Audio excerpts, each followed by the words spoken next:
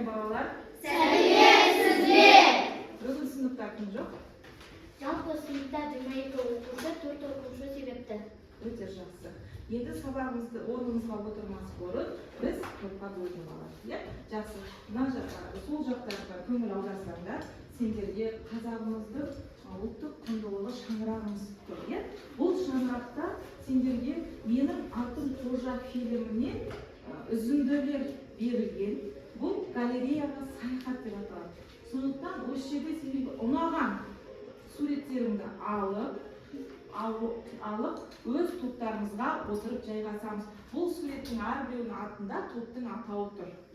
Сол топ бойынша отырып жайғаса аламыз. Кәне. Алайық. Алайық. Шетінен аласаны болды. Шетінен аласа болды. Шетінен аласа. Жақсы. Әркім өзіне ұнаған суретін аламыз. Галереяда. Картинаны сатып алып жатырмыз деп ойлаймыз, ала бер.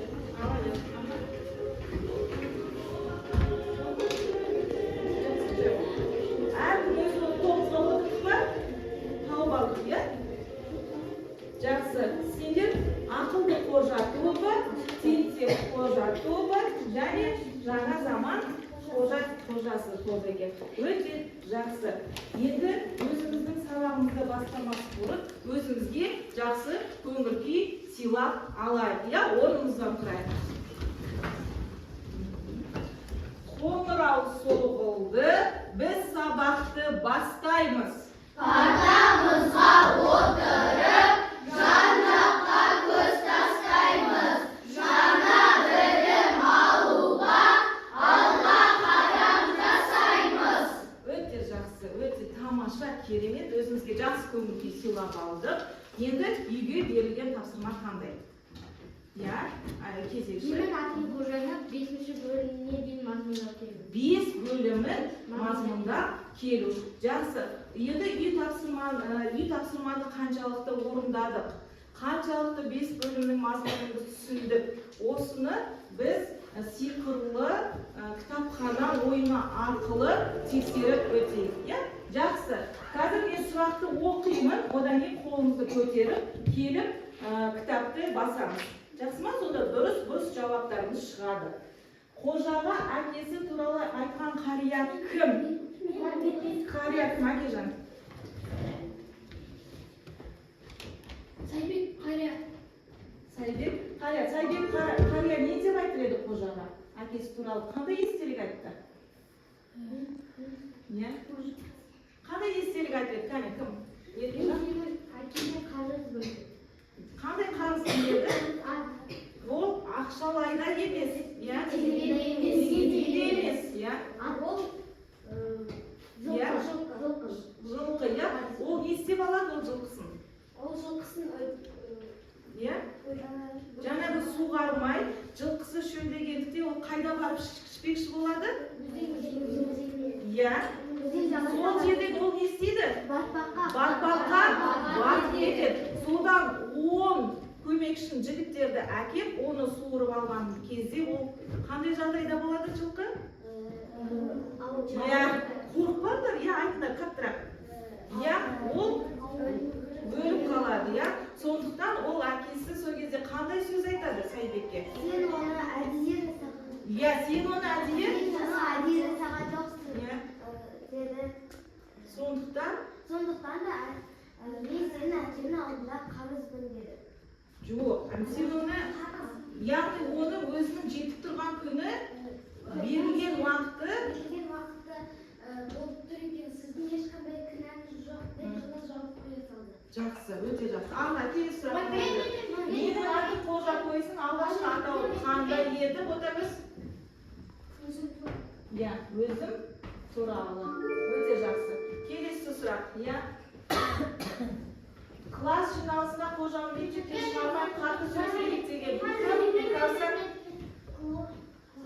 Класс болып? Өте жақсы. Майханова дегеніміз кім еді?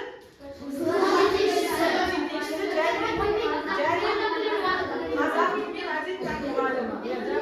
Менің атым Қожа фильмі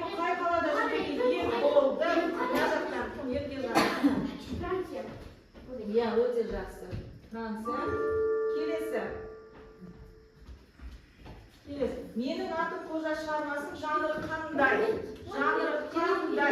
жаңасын келе қойшы повесть.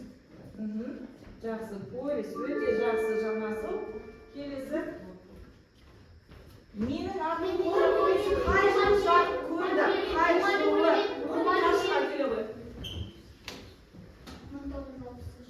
1960 жылы бізде не жарық көрді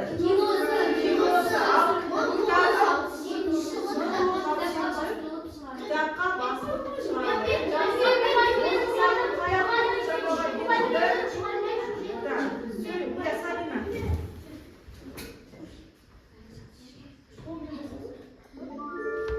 Александр Сергеевич Пушкин Сабина дауысын шығарамыз иә жақсы келесі Ласты кейіпкерді яғни қожа сонда анализ кім еді біз қалдардық иә Айбегі өте жақсы кел баса ғой өте жақсы келесі сұрақ соңғы сұраққа келсек повестің авторы кім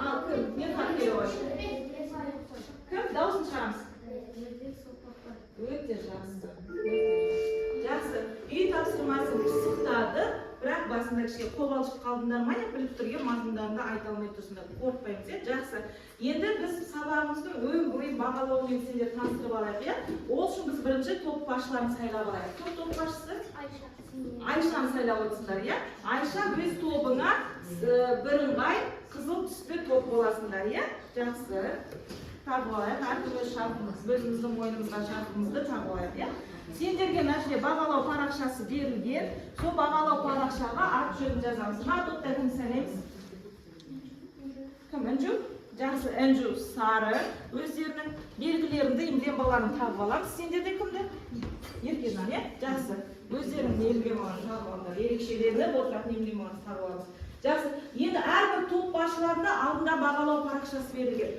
соған аты жөндерін жазасыңдар және қосымша сендерге мынандай аты жөндерін жазылған уықтар берілген иә осы уықтарға және аты жөнін жазып үлгеріппіз ғой соған әркім өзінің қандай тапсырмаға жауап берсе соған бір балл қойып отырамыз уықтарға түсінікті ма көтеріп отырасыңдар өздерің иә ең соңында қорытынды жасаймыз жақсы жаңағы тапсырма үй тапсырмасы ой қозғалту бойынша сендер өздерің бағалап қойыңдар енді біз барлығымыз менің атым қожа фильмін көрдік па көрдік қандай әсер алдық кинофильмнен қандай керемет әсер алдық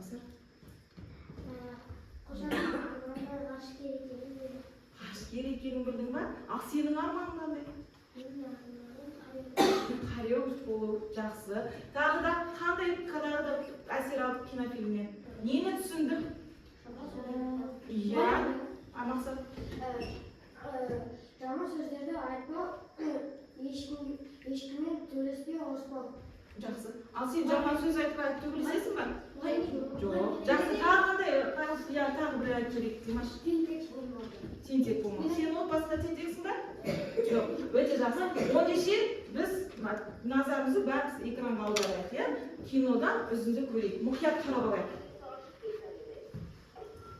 күн тәртібіндегі мәселе біреу тәртіпті оқушы болу үшін қожаның не істеуі керек ал сөйле батыр тұр отыр кіммен сөйлесіп отырсың бөкен жасамай тұра тұр әже жау кеңесіп отыр қожа саған өзіңмен өзің не сөйлесіп отырсың не қылған адамсың әже мен кеңес өткізіп отырмын оның маңызды мәселесі қамда шығуға болмай отыр жоқ әже бірдеңеден шошыдың бәрінде айшы жарығын мына не бар осы қарашығым айшы жарығым осы деймін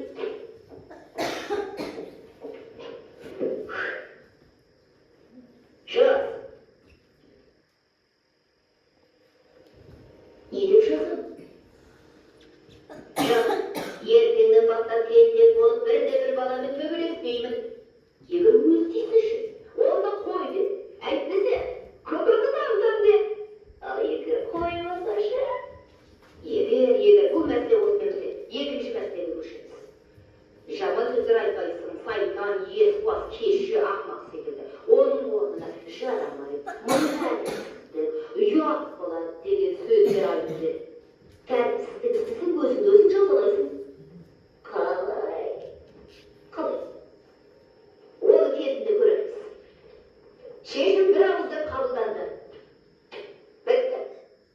жақсы. Біз жаңағы менің атым қожа повесінен үзінді көрдік. Иә? Бұл жабық кеңесті қожа не үшін өткізді деп ойлайсыңдар? Не үшін өткізді? Иә? Иә, жабық кеңесті. Өзін тәртіпке салу үшін.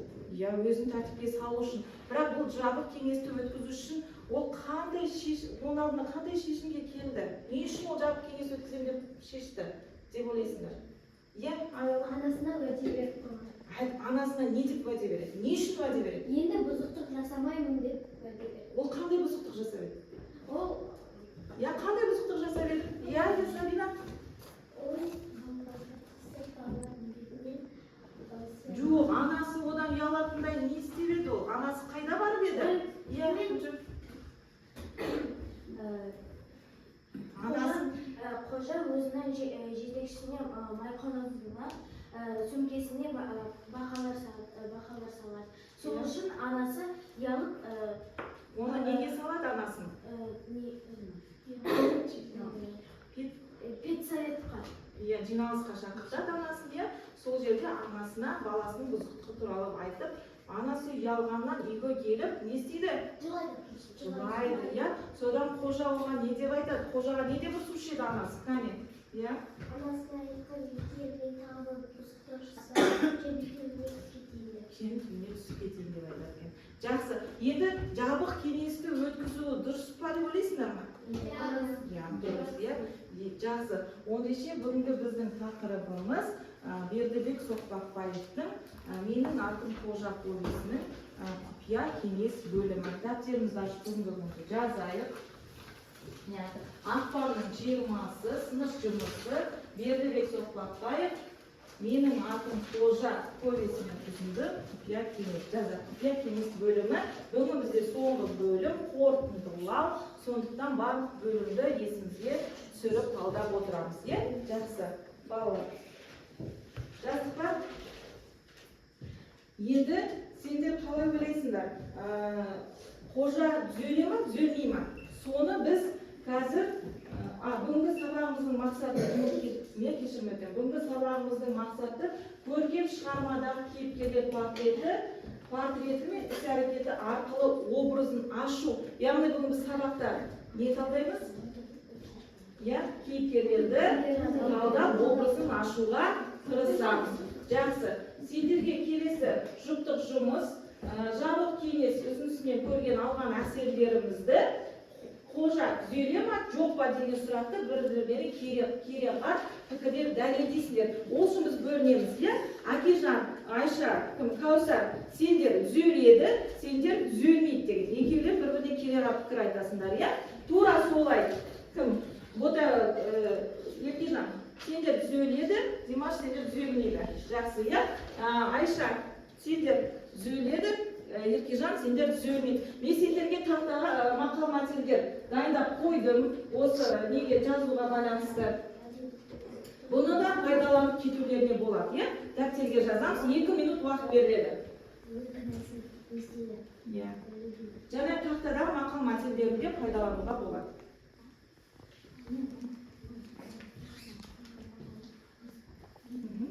2 минут уақыт кетті, иә?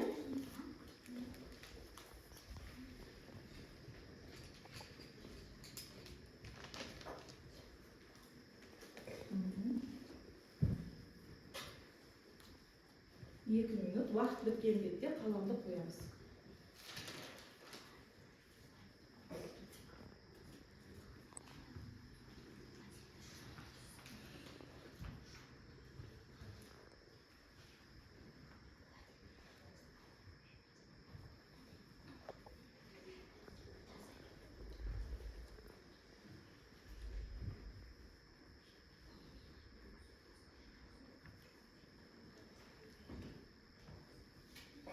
Уақытты қарап қояйық, иә?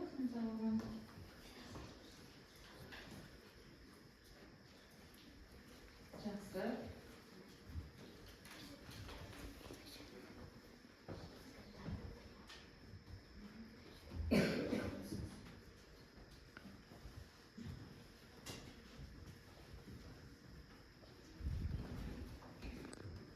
Елу секунд қалды.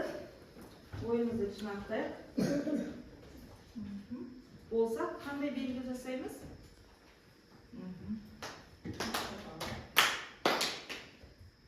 Бүкіл топ болды, мына жақ болмады, жақсы. Сентер қожа болмақты.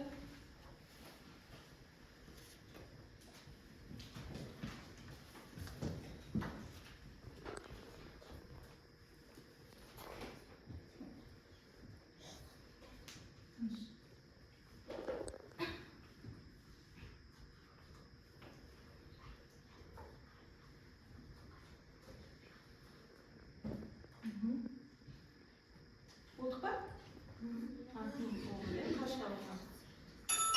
Өтті жақсы. Болды, барлығымыз талантып қоямыз. Бірдей топтарды тыңдап, мұқият тыңдап отырамыз. Жақсы. Ал, Кәусар. Ол өзіне айнаға қарап, өз-өзіне уәде берген.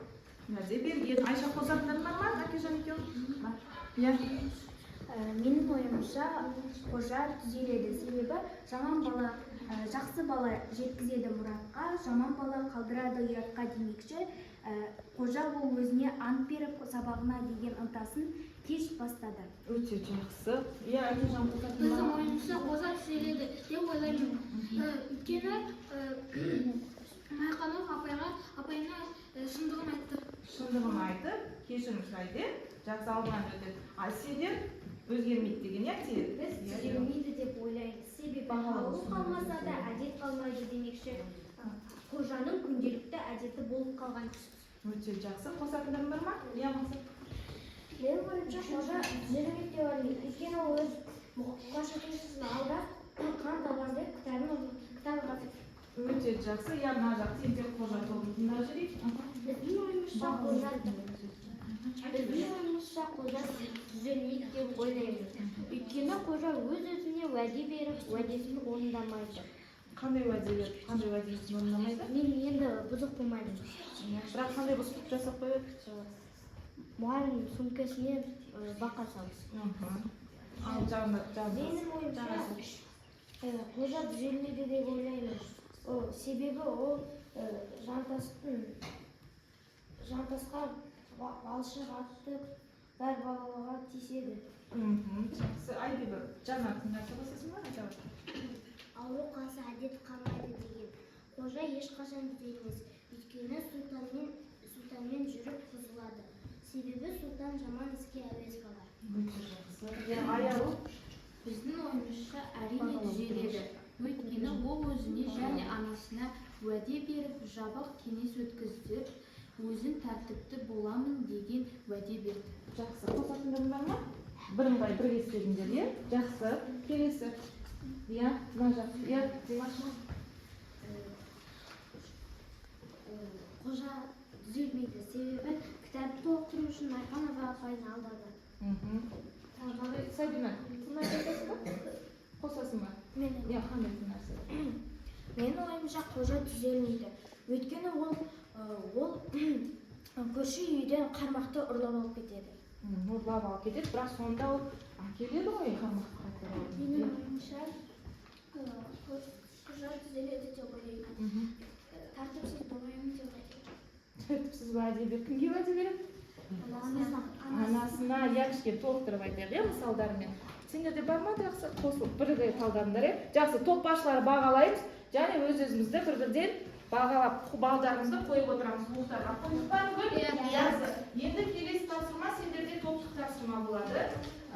Сендерге менің жаңа қожа, жаңа заман қожасы, сендерді сүзгіден өткізу.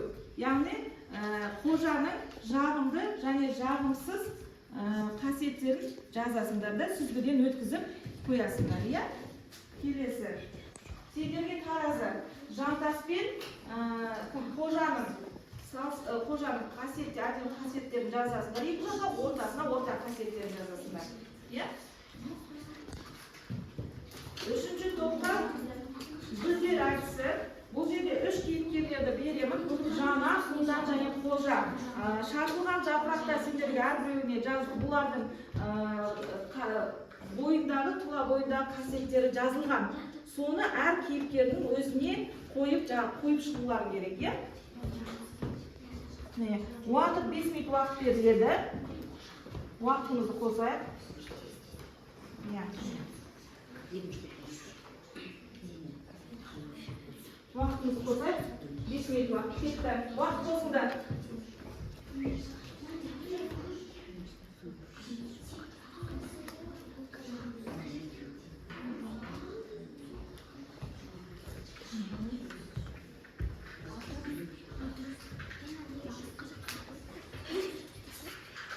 Астыда біреу түсіп қалды.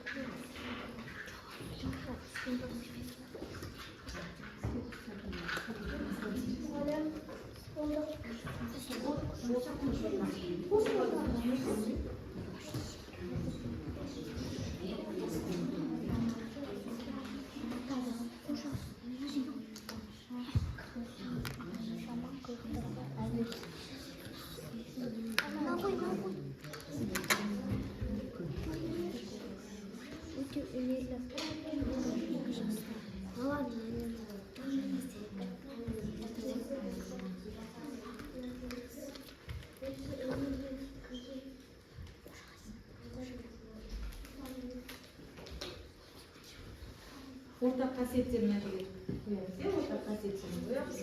Жақсы.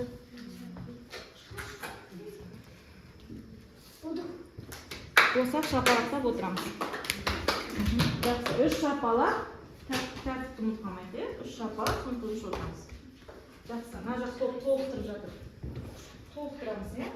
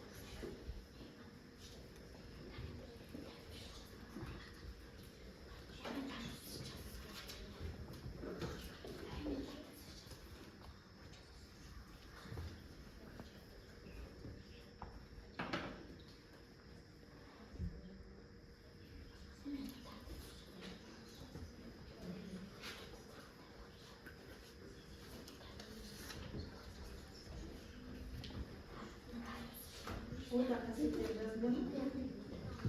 Kitaplarla karşında.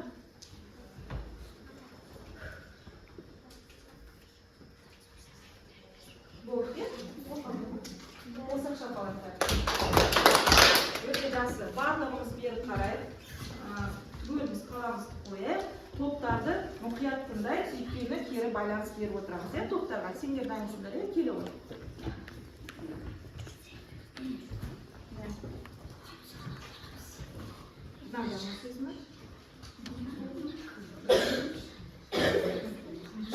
Қатты дауысын шығарамыз, ботагөз. Болды, тыңдаймыз. Біз бұл жаққа жағымды жағымсыздар кітабының қожа өз сыныбының арасындағы өзінің сыныбына астына Ине салды дейді, я дауысын шығарамыз. байқанба зәрдеге жолдама жөнелші ескі қатты жауып кетті. Балдарымды Еркежан сөмкесіне бата салды. Қожа өз жандасқа ракетамен балшық атты. Ракеткасымен балшық атты. Кітабын толықтыру үшін Майханова апайдан алдап кетті, кітаптарын алу үшін, толықтыру үшін. Жақсы. Бұл бізде қандай қасиеттері? Жағын сіз қасиеттер жоғары қалдырып, төбеге қандай қасиеттер түсірдік? Жағымды қасиеттер. Кішкене дауысымыз шығарайық, иә? Көмектесшірек кішкене, иә, дауысын естіміз. Қатты. Мына астың жағы жағымды қасиеттер. Қожа өзінің сынып жетекшісіне шындығын айтып, кешірім сұрайды. Ағай, кім жазды? Қожа Майханова апайды сезбейді, шындық айтып, кешірім сұрайды дейді. Тағы да Тағында қожа өзінің Майханова апайына шындықты айтады. маған қарай. Қожа қармақты орнына апарып қойды. Ұрлап алған қармақ қайтып орнына апарады. Екен жақсы. Қожа тәртіпті болмаймын деп уәде берді. Жақсы. Майханова тәртішесіне шындықты айтты. Өте жақсы. Отыра қойыңыз. Жақсы. Бағалап жегейік. Мына жақ топты 3 шапалақпен бағалаймыз, иә? Өте жақсы. Келесі шығайық. Тыңдап отырыңдар. Димаш топтарын тыңдап отырыңдар. Бас бармақ атысы арқылы қазір мына жақ топты бағалайсыңдар, иә? Ал. Жақсы. Біз мен бірінші қожаны айтамын. Қожа ол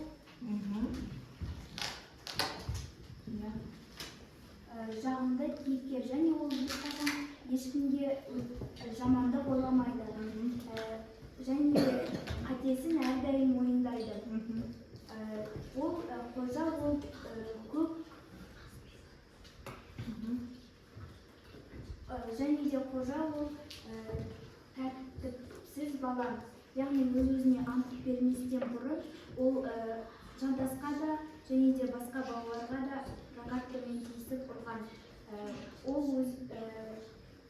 ал орта қасиетін айтатын болсақ, Ол кімді? Ар жақта кімді талдап кетейік? Жандасың, қожаның анасын байлайтын неме дейді, бала дейді, қандай бала дейсің? Сыйлайтын бала, иә, жақсы. Жанда сабағын жақсы оқиды. Ол шығармаларда жағымсыз кейіпкерлі Өз істегенін неге? Оқып жазды. ол өз істегенін мойындамайды және бұзық. Иә. Жантас қожадан таяқ жеп жүрсе де Жантас тәртіпті бала. Орта қасиеттері қандай? Орта қасиеттері бір ауылда, бір сыныпта, бір мектепте бірге оқиды және екеуі де тентек балалар. Өте жақсы. Қане, мына жақ Димаш топ бағалап жіберіңдер, түсіндердің топтарын. Өте жақсы. Бас бармақ атысы арқылы деңдер. Тыңдамай отырмыз. Иә. Келесі топ келді.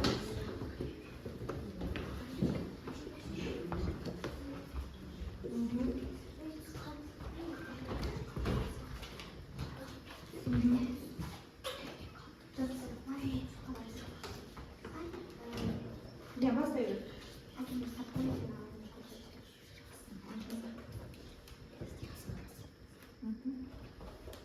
Сұлтан ол жаман істерге өсті. Бойы ұзын, шашы қайраттар, өте сотқар бала, оқуды тастап кеткен. Жақсы, ары қарай.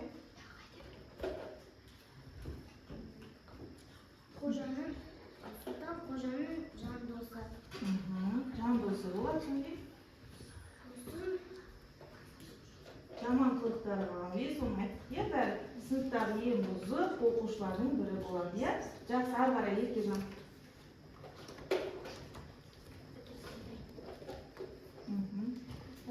ол анасы мен әжесін тыңдамай, үлкендер тыңдамайды. Кім ол, қожа ма? Иә.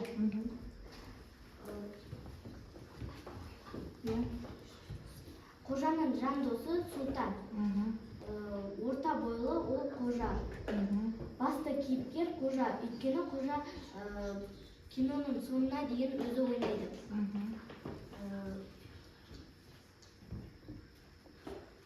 Ол қожа 12 жаста. Қожа жануарды ұнатады. Жанарды ұнатады, иә? Жанарды жыға сезімі болады екен, иә, біздің қожа? Жақсы. Ары қарай, Айша. Жанар өте өнерлі, қамажайды билейді, дауысы да әдемі. Ол үздік оқушы, жанашыр, сыныптағы ең әдемі қыз. Бір жағынан қожа лагерге не үшін барғысы келеді? Жанар да лагерге барғандығы. Жанар да лагерге барады, сол жанардың қасында болып, бірге барысы. Бірақ оларды кім кетіп бара жатады лагерге? Жантас кетіп бара. Жантасты Біздің оқушылардың бірі ол Задамен бірге кетіп бара жатқан Қожа не істейді? Қызғанып, қалай болса да лагерьге баруды алдына мақсат қойып ойластырады екен. Я жақсы отыра қойып, кім Әкежан Бағалау жерінде топты бастаманы сәтқылап бастамасы өте жақсы. Енді кішкене сергіп алайық, барлығын жасаған шығармыз. Біз Қожаның жаман жақсы қасиеттерін талдадық, сұлтанды да талдадық, кейіпкерлердің барлығын талдап өттік. Енді кішкене сергіп алайық. Алдарымызда бәрімізде асық тұр, асықты екі жақ қолымызға алып, алдымызды босатып алайық. Кішкене бір дәптерлерді алып, түгеліміз маған қарап отырып, мен қандай қимыл жасайын, тура сондай қимылды қайталайсыңдар, жақсы.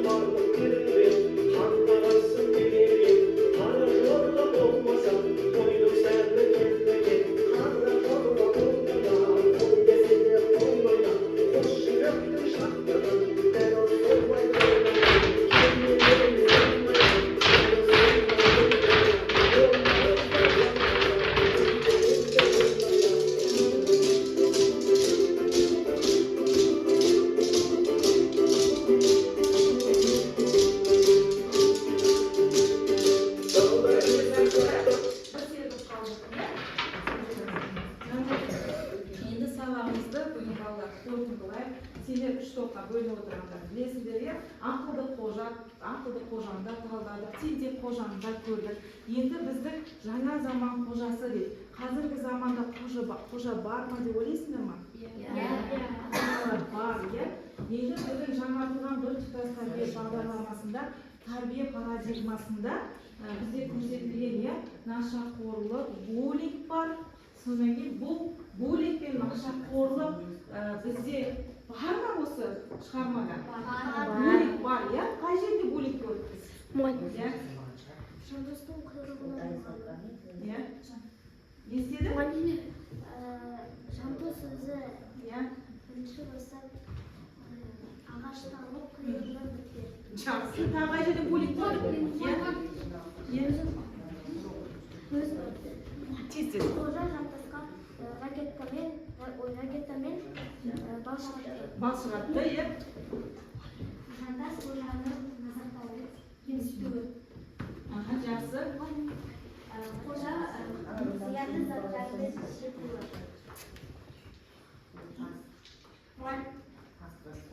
Қожаның зиянды заттарға әуес болуы. Жақсы. Нашақорлықты қай жерде көреміз? Нашақорлықты қай жерде көреміз? Не істейді қожа? Темекі тартады, ішімдік ішіп көреді. Жақсы. Енді ондай оқушы жаңағы біздің заманымызда болмау үшін біздің тәрбиеміздегі құндылықтарымыз, тәуелсіздік және отаншылдық, әділдік және жауапкершілік, заң және тәртіп, бірлік және ынтымақ, жасампаздық және жаңашылдық, оның барлық осы құндылықтар біздің бойымызда табылатын болса, бізден елімізде тәртіпті, үлгілі, өнегелі бала тәрбиеленіп шығады деген қорытындыға келіп отырмыз. Жақсы. Енді бүгінгі сабағымызға келіп кері байланыс берсеңдер, барлығымыз тақтардың жанына бағдаршамға келіп кері байланыс жасайық. Жақсы, бағдаршамға келіп, бағдаршамызға қосылғанша біз сендерге бүгінгі бағалап өтейік, иә? Жақсы, барлығымыз жаңағы ортада тұрған қазақ үйімізге оқтарымызды салайық, иә?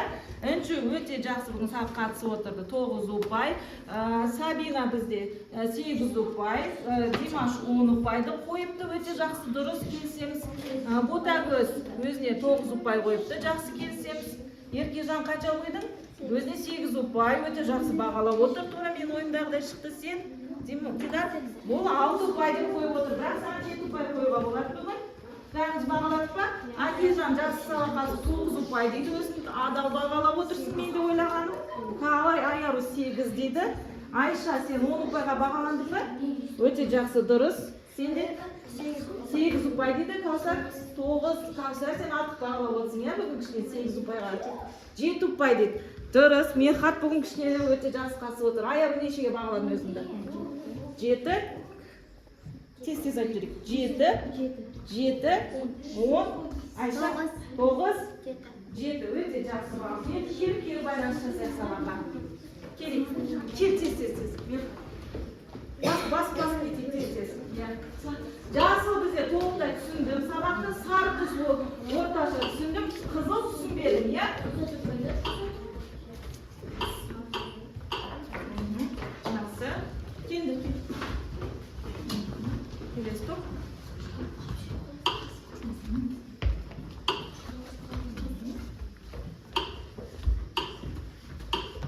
Келесі топ. Ертемен.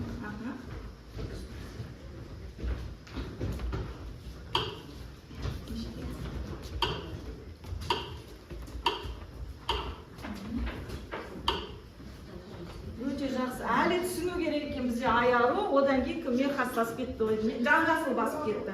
Әлі сабақты кішкене түсінгеніміз керек. Жақсы. Қызылдың басып кетті. Кім? Жақсы. Қазір тауып аламыз артынан, иә? Техникалық ақауға байланысты аттамыз шықпай қапты. Жақсы. Енді үйге тапсырма менің қиялымдағы қожа тақырыбына эссе жазып бересіңдер. Білім лентті толықтай жазып тұр. Бүгінгі сабаққа белсене қатысқан үшін сендерге алғысым шексіз. Сондықтан менің атыма сендерге тосын сый.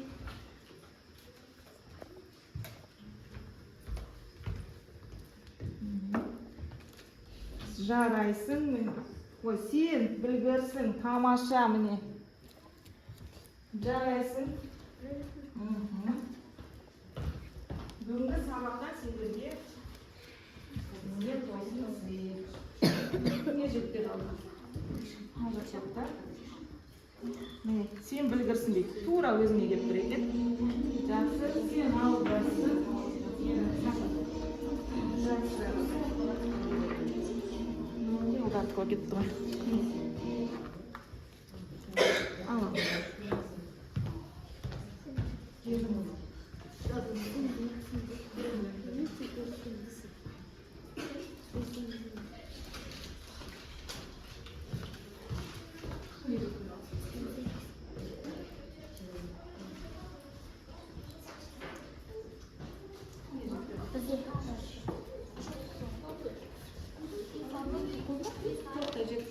Жақсы, сабақ аяқталды. Сау болыңыздар.